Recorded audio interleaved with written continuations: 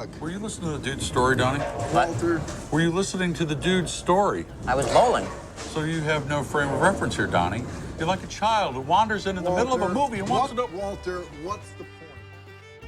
Joel and Ethan Coen's 1998 cult classic, The Big Lebowski, does its best to defy easy classification, and it is perhaps best described as a neo-noir crime comedy fever dream.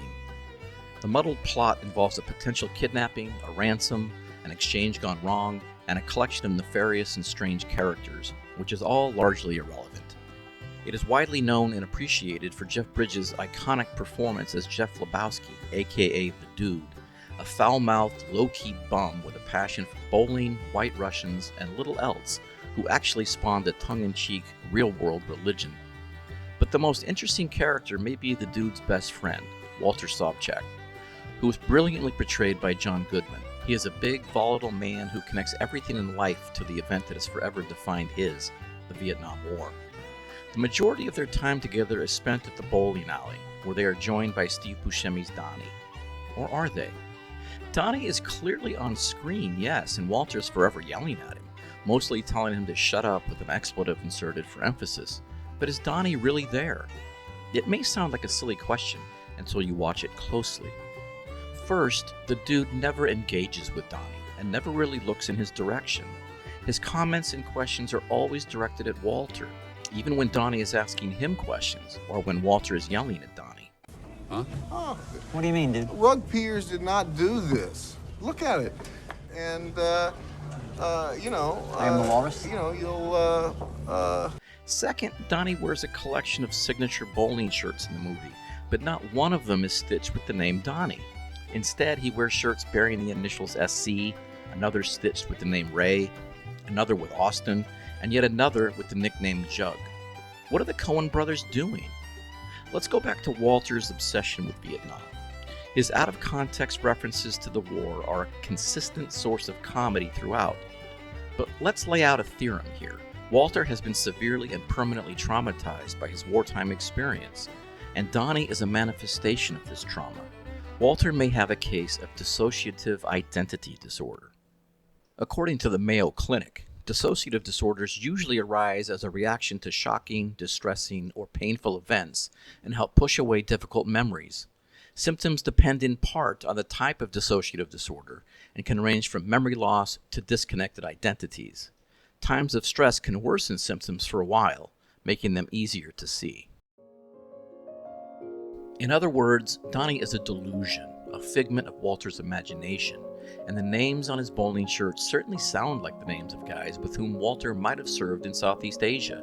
One guy simply known by initials, another just simple Ray, another called Austin, either because that's his name or because he's from the city in Texas, and another given the nickname Jug for reasons unknown. Donnie becomes an amalgam representing them all, a constant figure who shadows Walter because Vietnam casts a shadow from which Walter cannot escape. This would be especially true considering that the movie is set amid the Gulf War of 1990 and 1991 that involved American military personnel and dominated the news, and Walter himself makes mention of it in the film. It brings back his own service and memories.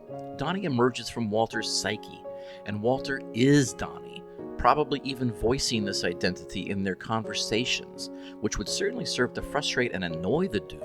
But Walter is the Dude's bowling partner and is seemingly the only friend he has, so he puts up with it and plays along, which makes sense because there isn't a so-called normal character in the film. Walter's entire worldview is shaped through the lens of conflict. Even league bowling is a competition and a kind of conflict, and Vietnam is almost always referenced in some way. The Coens open with the Dude writing a check for 69 cents as he purchases half and half for his white Russians. As he does, a small television is playing at the checkout stand, and President George H.W. Bush is speaking about Saddam Hussein and aggression. This will not stand, this aggression against Kuwait. In a speech a few months later from the Oval Office, the president reminded people that America had, quote, drawn a line in the sand, end quote. When the Dude tells him at the bowling alley that men broke into his apartment and soiled his rug as they had confused him with a millionaire also named Jeffrey Lebowski, Walter uses both Bush phrases in his framing of the event. We're talking about unchecked aggression here. I'm talking about drawing a line in the sand, dude. Across this line, you do not. When they are next at the bowling alley, Walter stops lecturing the dude about why he is taking care of his ex-wife's dog, which he calls a Pomeranian, but which is clearly some sort of terrier, calling into question both Walter's knowledge and perception, to yell that a bowler against whom he and the dude are competing has stepped over the line for a foul. Over the line! Huh? I'm sorry, Smokey. You were over the line. That's a foul. Mark it 0, next frame. Bullshit, Walter. Mark it 8, dude. Smokey, this is not Nam. This is bowling. There are rules. 8. You're entering a world of pain. Walter, man. You mark that frame in 8, you're entering a world of pain. This is your partner. Is the whole world gone crazy? Am I the only one around here who gives a shit? Mark it 0! Walter, put the piece away. Walter?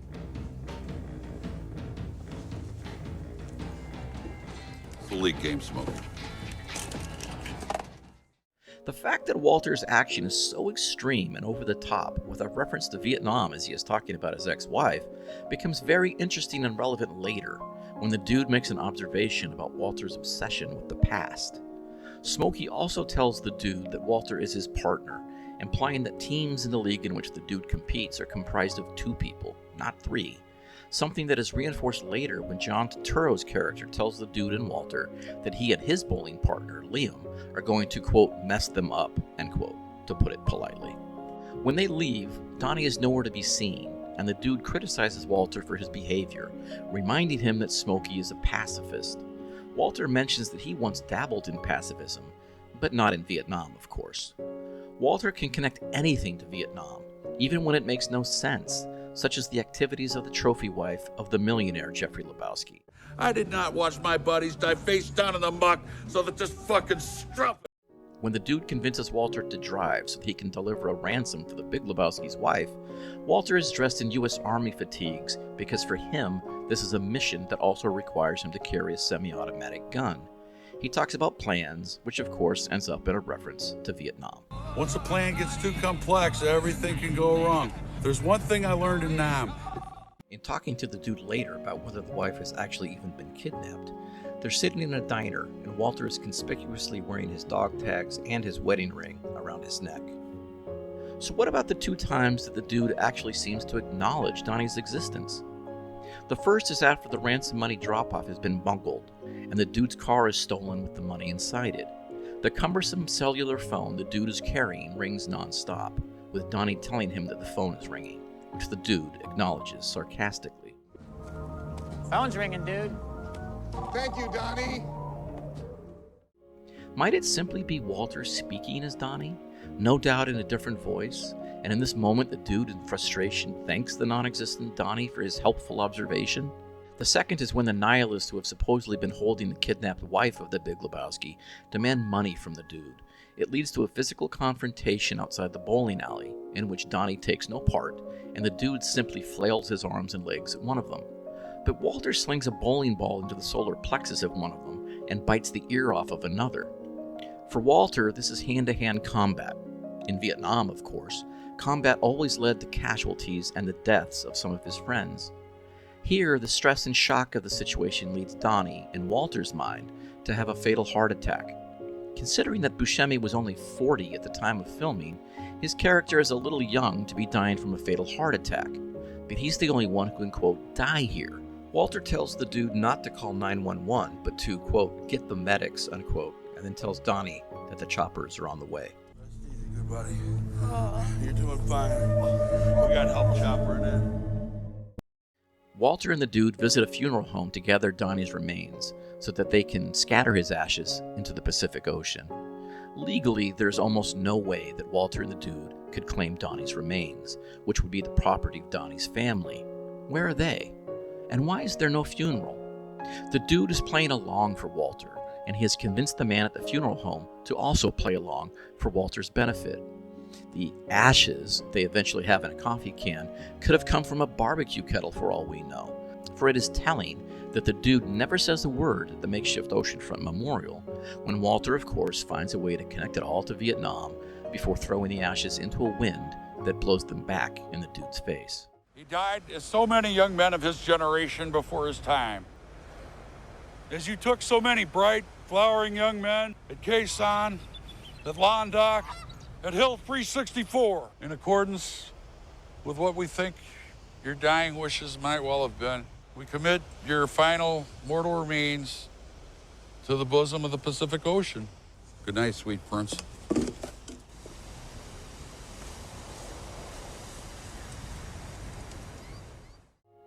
Walter is stuck in and is a victim of the past. The dude reminds him of this when Walter is angry at the dude for making him break the Sabbath by picking him up in his car. The dude reminds Walter that he left Catholicism for Judaism only for his wife, from whom he has been divorced for 5 years. You know, it's all a part of your sick Cynthia thing. You're living in the fucking past. Donny is the ultimate example of Walter's inability to escape the past. Donny is gone by film's end, but what might emerge next as an example of Walter's mental illness?